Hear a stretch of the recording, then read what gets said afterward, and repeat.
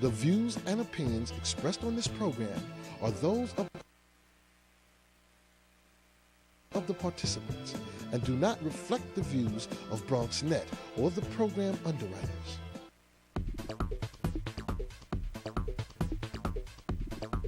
BronxNet. Your voice, your views, your vision.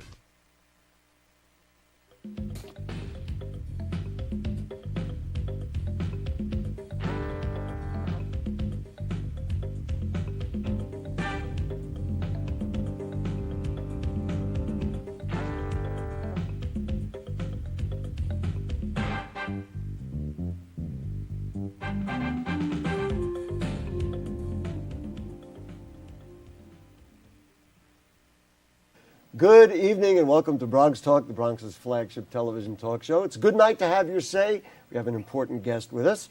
So call in at 718-960-7241, or you can email comments to us at bronxtalk@hotmail.com, and we'll read those on the air during a future edition of our program. Well, earlier this evening, tonight's guest was at Hostos Community College for a presentation about New York City's budget, so we'll talk about that tonight. We'll also talk about the Charter Revision Commission, rising water rates, community benefit agreements, and so much more with the Comptroller of the City of New York, the Honorable John Liu. Good evening. Thanks for coming back to the show. Great to be on, Gary. I'm looking forward to the next 3-hour discussion that we're about to have. That we're going to fit into a half hour. Unbelievable. You rattled off a lot of topics there. Well, we're going to try and get to everything, or as much as we can anyway. Since you just came from the budget presentation at Hostos, let's talk about the city's budget. Mayor Bloomberg is blaming draconian cuts on Albany. It's their fault, he says. We know there's some dysfunction up there, but they're calling for laying off 4,500 teachers, cuts to social services and health, and cuts to the fire department, which were, of course, criticized by the Bronx Borough president. Are these things avoidable, or is this just the sign of the times? Well, there's no question it's a big budget deficit to bridge, for a little more than $4 billion, and that's before any adverse action might be taken by the state that might take another $1.3 billion away. So first and foremost, the biggest uncertainty that's hanging over our heads right now is the state budget. It's more than a month late at this point. There doesn't seem to be any end in sight. And so without really knowing what the equation is that's coming down from Albany, it's really hard for us to finalize the budget. Mm-hmm. But nonetheless, the mayor he waited a few extra weeks just to see if we could get an answer from Albany. But in the absence of that, he's gone ahead and proposed a budget that will have many of the draconian cuts that you mentioned. We have another 6 weeks before the budget will be due. So in these coming weeks, there will be lots of negotiations between the mayor and the city council. There'll be attempts to try to stave off some of the cuts that are envisioned for schools. We're talking about a possible elimination of 6,400 teacher positions. That is a huge blow. Well, I had 4,500. You say 6,400. 6,400 altogether. Another 300 for a total of 6,700 people working in the schools that could potentially be out of jobs. And it's tough. It's going to be tough for public school kids. I've got a fourth grader in public school here in New York, and it's going to be much larger class sizes. I guess the bottom line to what I was asking are twofold. One is, are the city's and the mayor's priorities in the right place right now, and is there something else that could be done? Because I mean, you don't want to see teachers laid off as much as anybody else, or presumably the mayor doesn't either. Is there anything to be done? Is there waste out there that could be saved? Is there something that could be done so that these things don't happen and people don't say, hey, what about my piece of the Well, I think the mayor was right on some points, wrong on some other points. I think it was the right thing to do for him to keep intact the number of police officers. We're already at a historic low, 35,000 cops. That's down from well over 42,000 just a number of years ago. So in light of what's happened in recent days, it was the right thing to do not to eliminate any more police from the NYPD. Mm-hmm. On the other hand, I don't think this is the time when we should be thinking of closing firehouses. And the amount of money that will be saved there is minuscule compared to the deficit that needs to be bridged. I'm no longer part of the budget negotiation process. I was in the city council for 8 years, and so Now I've got the new colleagues who have taken over. They will go to bat with the mayor very hard for their communities and set the budget accordingly in the next 6 weeks. As comptroller, where I add value is to continue to look at agencies, root out the waste that still takes place, unfortunately, among our city agencies, and then use that, free up that money so that we can keep, for example, the firehouses open, so that we can minimize the amount of cuts that our schools may sustain.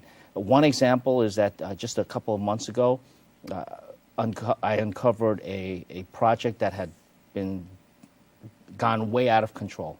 It was a project that was supposed to cost $68 million, and it's 5 years late, and it's to date cost $732 million. That's a lot of money. This is the internet infrastructure. Yeah, it was a computerization project that seeks to keep records of employee time, and yet hundreds of millions of dollars and years late. Hundreds of millions of dollars over budget and years late.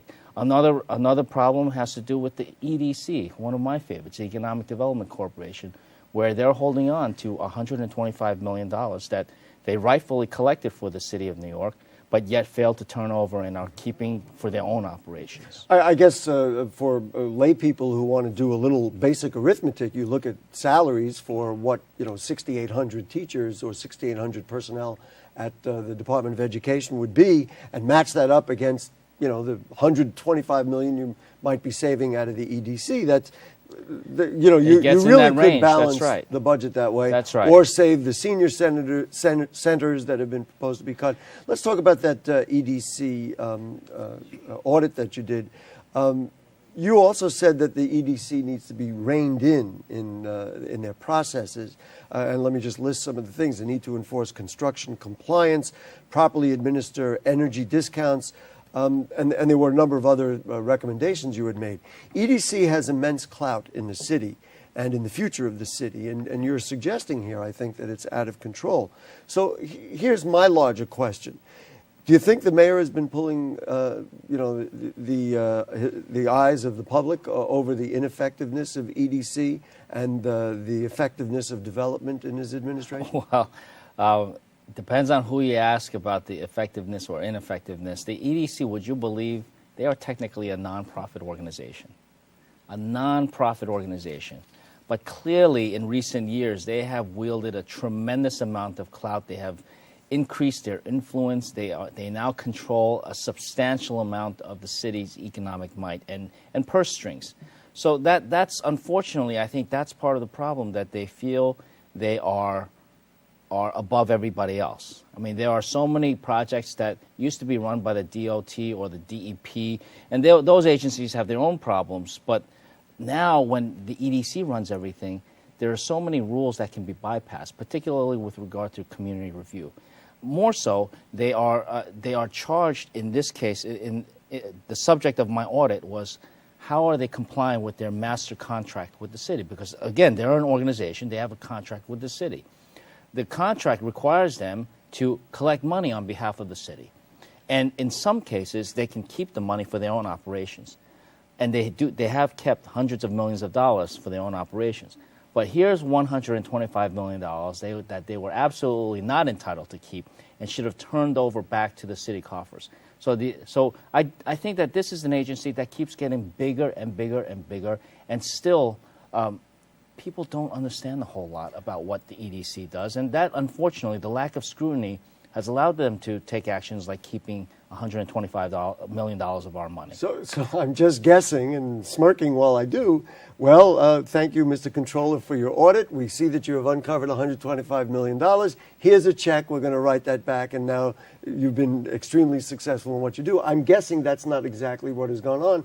Are they going to relent, write the check, or move the monies back to where they go, was supposed to go, or are you going to have a protracted legal process here? I don't think it'll be a protracted legal process. I hope that they will see the light of day and understand that the right thing to do, given our immense budget crisis right now, that the right thing to do is to give that money back, so that if they need more money, if the EDC needs more money to fund its own operations, we don't begrudge them the fact that they may need more money, But they, like every other city entity, should go through the normal budgeting process. You know, I want to bring up a project that is not really a Bronx project, but it's received attention, and I think it is as good an example of how this whole process of construction projects works as much as any other, and that is the West Side Rails project that now apparently Related has won the bid, and they're going to be developing the West Side.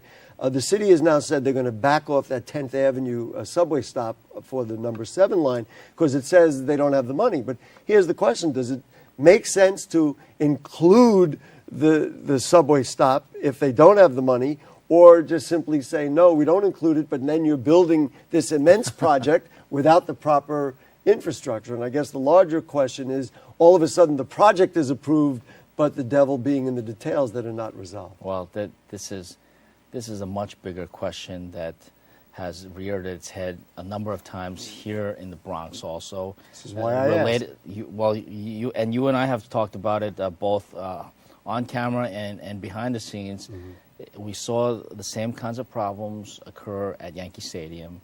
We saw some of the problems occur with the filtration plant, a number of other projects where from the outset a lot of promises are made. And in the case that you brought up, 2 subway stations, right, along the number 7 extension. And yet, a couple of years or a few years down the road, it's like these promises seem to disappear, even though the project goes ahead and large amounts of public subsidies are involved. This is the reason why I've set up a task force to examine these private developments that get public subsidies. Subsidies taking many different forms. But I think it's important that we start to set in place a mechanism that ensures the delivery of these promises, usually promises of housing units, affordable housing units, jobs, in some cases subway lines and subway stops, in some cases parkland, in some cases minority and women-owned contracting. Nobody is minding the store on these promises. Let's talk about that task force, and then we're going to go to the telephones a bit. You do have that task force working on public benefit agreements and community benefit agreements. The report, supposedly, at least according to what I've read, will be ready in September. What do you expect it to show? Is this a matter of rules, or how do you expect it to play out? And if they've done a good job, what would that job be? This task force is made up of leaders from the business sector, from labor unions, from community, and also some of my elected colleagues in government. What I'm looking for from this task force is a set of solid recommendations. First and foremost, they'll have to study some of the problems that have been inherent in some of these agreements and some of the publicly subsidized private development. But I feel confident that they are on track to deliver a set of recommendations in terms of how we should move forward in this city. How, when these benefit agreements get put in place, what we can do, what we should be doing to ensure that nobody forgets about those housing units that were supposed to have been built. Nobody forgets about the jobs, both construction jobs during the project and permanent jobs after the project is completed. So that when things are said, that ultimately those things that are said actually mean something in the long run. That's right. Otherwise, there's no integrity in the process. Do you anticipate, and using what happened here in the Bronx with the Kingsbridge Armory, do you anticipate that your former colleagues in the city council will get behind these ideas? It seems to me the trend now is in that direction as opposed to what it might have been in the past. Well, I think many of my colleagues will certainly get behind the idea. I'm not interested so much in what the benefits should be.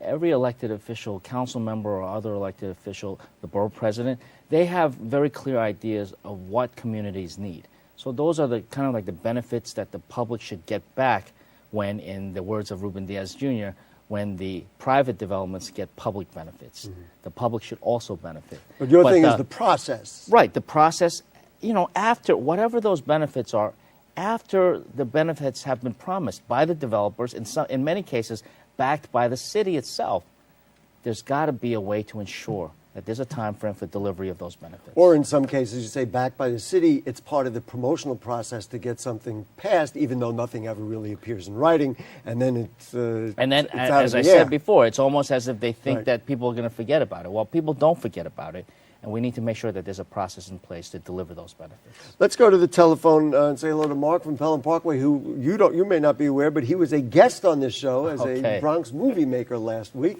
Hello, Mark. Nice to have you back Gary. on the show. What do you got? Lou, I know you when you were a councilman. You know me.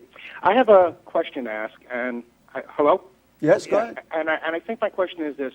What power do you have as a controller to start reining in these things like the reliance agreements with the Gateway Mall and the one that was defeated from the Armory, where the mayor comes out and goes, we shouldn't interfere, A, with private developers, but B, in fact, it's not really private developers. It's subsidized with our tax dollars.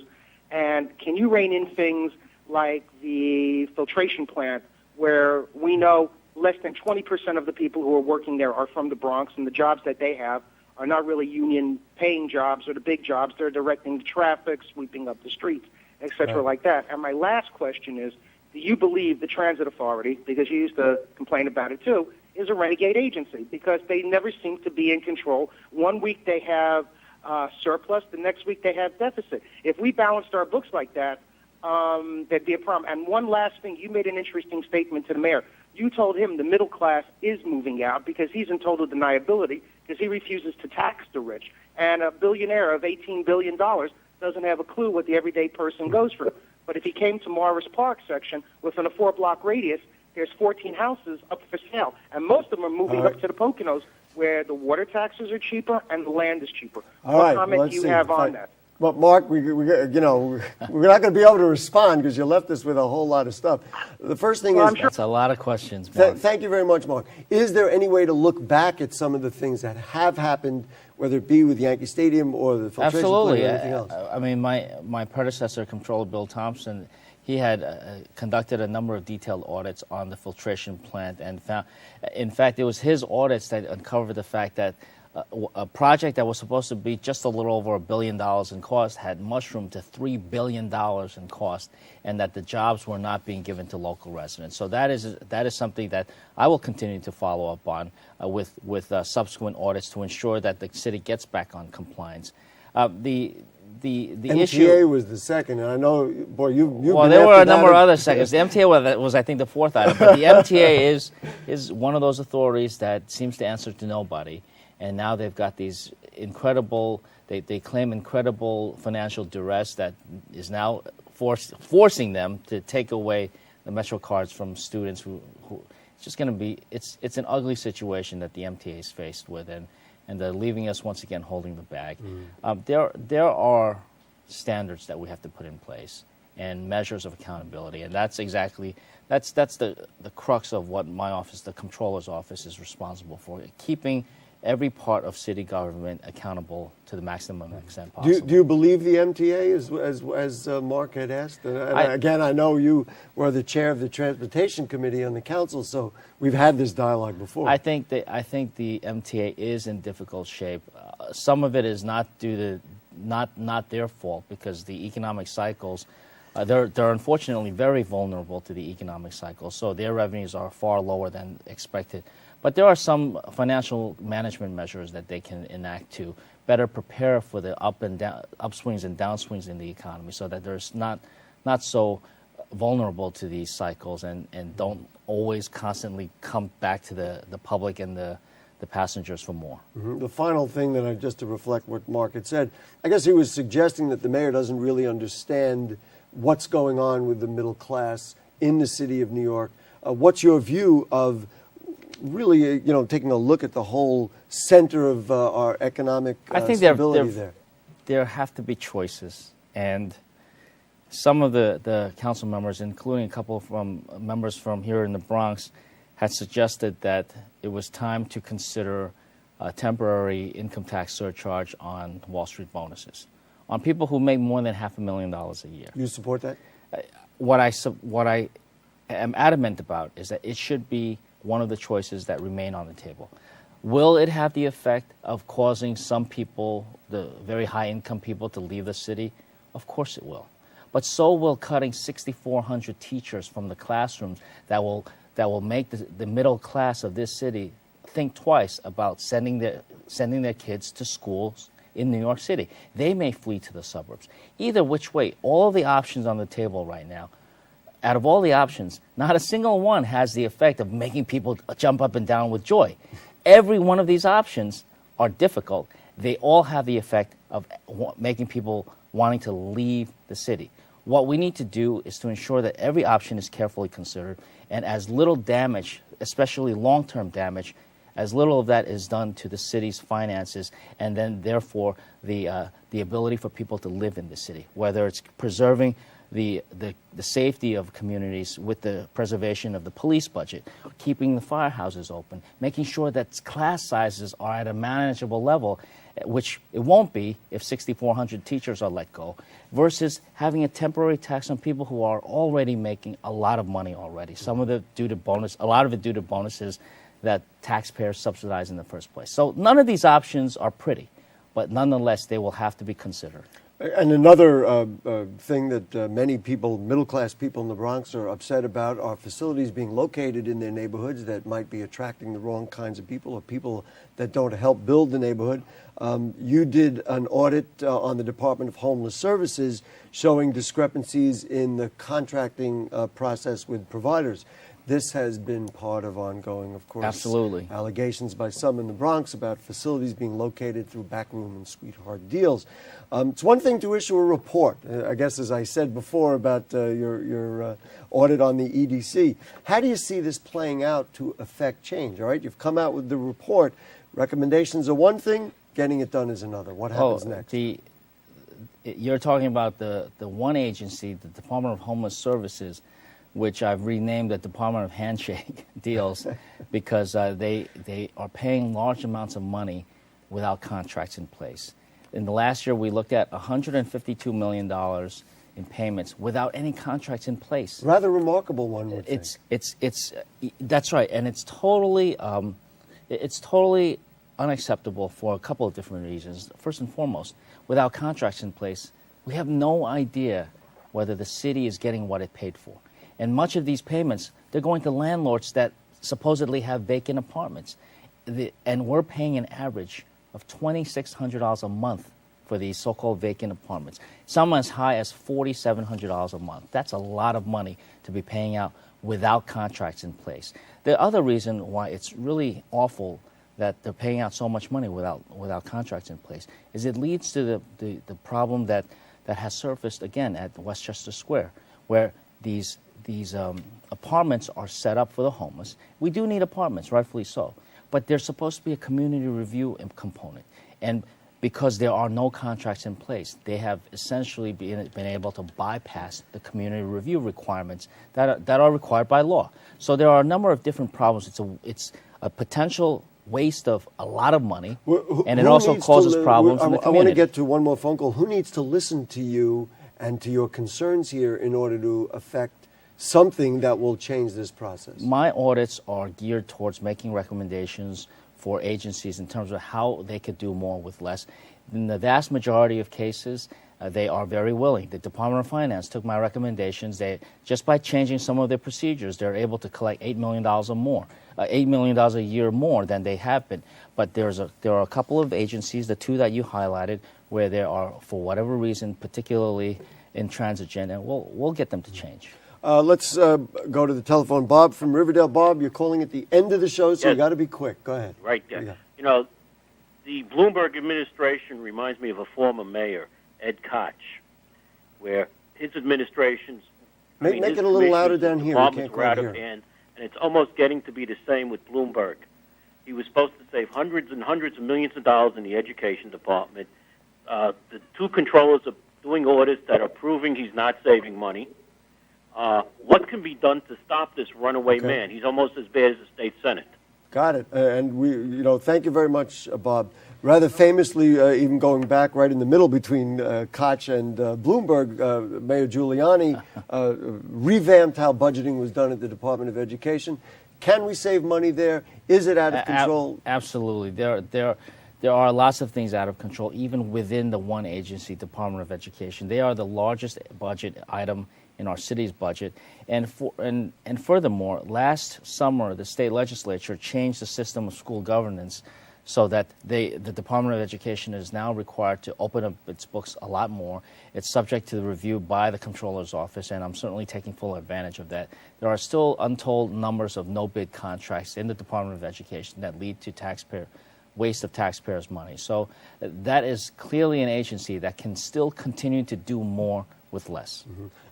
We're almost out of time, but I've got to ask you about the rise in water rates. You had an op-ed piece in the Post the other day. I mean, there's any number of issues, including environmentally unsound concepts that if you use more water, somehow I've that's seen what your the city op-eds too. Well, I got a lot to say. That's what the city wants to do. Capital projects, and then your notion that the water rates are actually paying for other things that they shouldn't be paying for. That's right. How do we get to the bottom? Well, first and foremost, some of those projects that are being funded by the water rates should be managed much more tightly so that they don't go way over budget, as we've seen some. Should we just stop the practice? Well, some of these things do have to be built, but the problem is that the management has been too loose. It needs to be tightened up a bit, quite a bit. The point of my op-ed piece was that it's something that many members of the City Council have talked about, including Councilmember Vaca, including Chairperson Jim Gennaro, where the water rates that people are being forced to pay in this city are going beyond what is actually necessary to pay for our water infrastructure. Hundreds of millions of dollars are being siphoned off and put back in the city's general treasury. Now, it's not to say that we don't need that money, but this is a backdoor tax, and to the extent that we need taxes, people should clearly understand what it is that the city's charging them. Mr. Controller, we're pretty much out of time, and as you said at the top, we knew that was going to happen. I thought we had another 2.5 hours Well, to go. we have another 2.5 hours of material. John Liu, thank you so much for joining us, and we certainly will invite you back to continue the dialogue. Great to see you, Gary. Folks, if you have further comments or questions on anything you heard on tonight's show or anything going on in the Bronx, then email them to us at BronxTalk@hotmail.com, and we'll read those on the air during a future program. Archives of Bronx Talk available at blip.tv. Just search for Bronx Talk. A couple of program notes about future shows on May 24th.